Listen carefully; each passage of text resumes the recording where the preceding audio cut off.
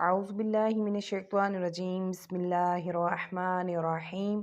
اللہم صلی علی سیدنا و مولانا محمد وعلی آلہ وصحبہ وبارک وسلم۔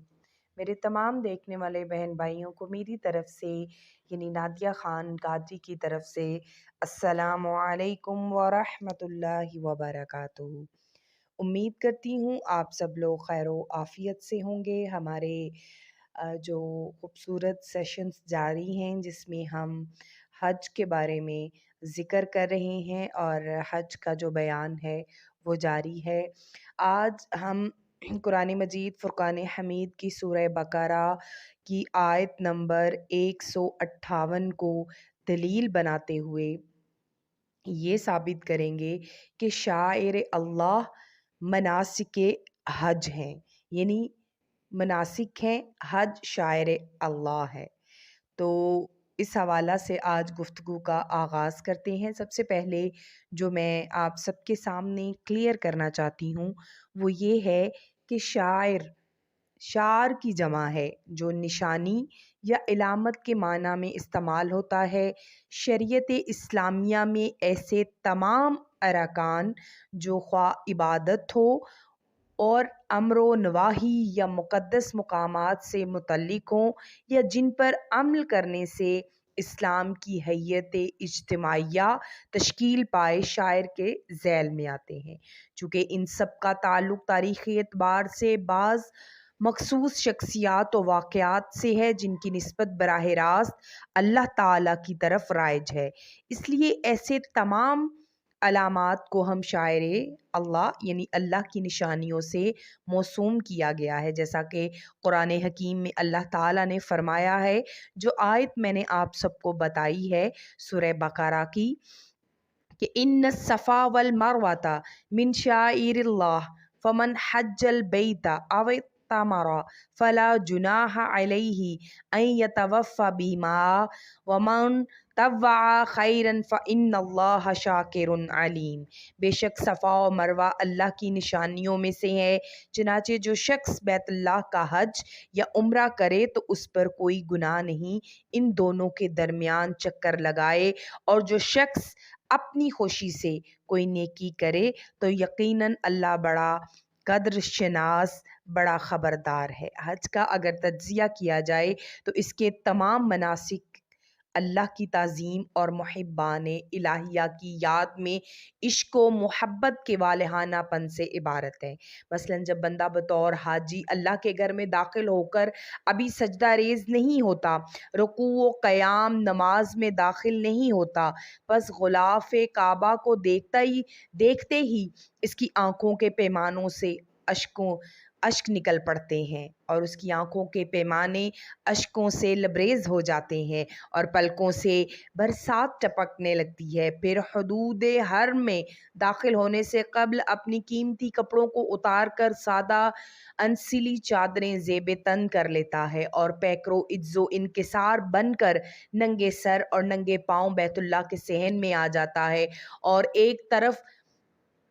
طرح کی بے خودی سے دیوانہ وار دوڑنے لگتا ہے اور حرم کعبہ کے گرد 7 چکر مکمل کرتا ہے جسے عرف عام میں طواف کہا جاتا ہے۔ پھر وہ ایک گوشے میں نصب ایک پتھر دیکھتا ہے جس کی طرف وہ دیوانہ وار لپکتا ہے، بڑی محبت و جافشانی سے اس کے قریب پہنچتا ہے اور بے اختیار اسے چومنے لگتا ہے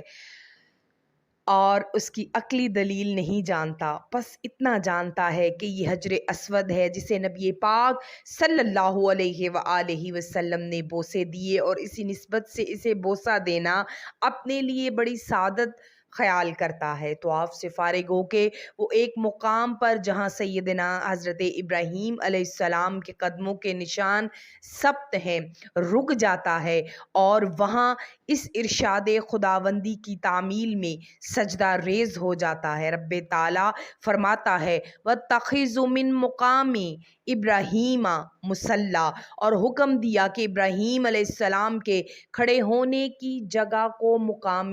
نماز بنا بنا لو۔ پھر وہ بیت اللہ سے کچھ فاصلے پر صفا مروہ 2 پہاڑ دیکھتا ہے جس کی طرف اس کے قدم بے اختیار اٹھ جاتے ہیں، اور وہ دوڑ کر کبھی اس پہاڑ پر چڑھتا کبھی اس پہاڑ پر۔ ان 2 پہاڑوں کی نسبت اللہ کی پیاری بندی حضرت ہاجرہ علیہ السلام اور ان کے لخت جگر حضرت اسماعیل علیہ السلام سے ہے، جن کی بنا پر انہیں شاعر اللہ کا قرار دیا جاتا ہے۔ خود کو پیش کرنے کے بعد وہ کیا کرتا کیا ہے، ذرا غور کریے گا۔ محبت و عقیدت میں کرتا ہے کہ صفا و مروہ کی سعی مکمل کرتا ہے تو اس کی حجامت بڑی ہوتی ہے، بال جن کو اپنی زیب و زینت سمجھ کر سنوار کر رکھتا ہے انہیں استرے سے منڈوا لیتا ہے، ناخن بڑے ہوں انہیں کٹواتا ہے، پھر منع کی طرف روانہ ہو جاتا ہے،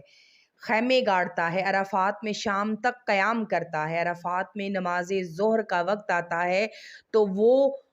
قانون جو عمر بھر خداوندی کے حکم سے پابند جس قانون پر رہتا ہے، ان الصلاۃ کانت علی المؤمنین کتابا موقوتا، کہ بے شک نماز مومنوں پر مقررہ وقت کے حساب سے فرض ہے، کہ تکمیل ہمیشہ نماز اپنے وقت پر پڑھنے کا عادی تھا، ظہر کی نماز کے ساتھ عصر کو ملا کر پڑھتا۔ ایسا کیوں؟ صرف اس لیے کہ اس کے محبوب نے اس میدان عرفات میں ظہر و عصر کو ملا کر پڑھا تھا۔ اب اس کی پیروی ہر خاص و عام کے لیے واجب قرار پائی۔ پھر مغرب کا وقت آ جاتا ہے، وہ تمام حالات میں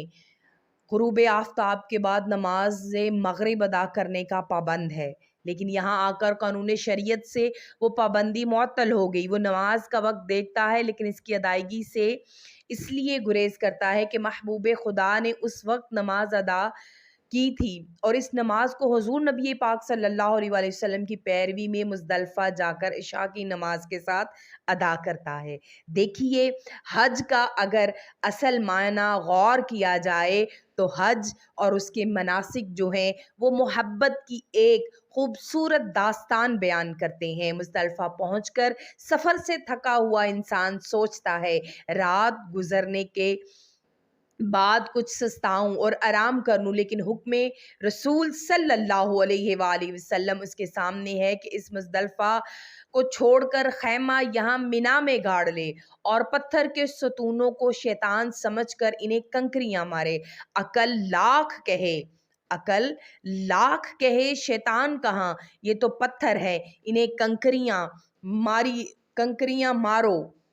کنکریاں مارنے جاتا ہے، کیونکہ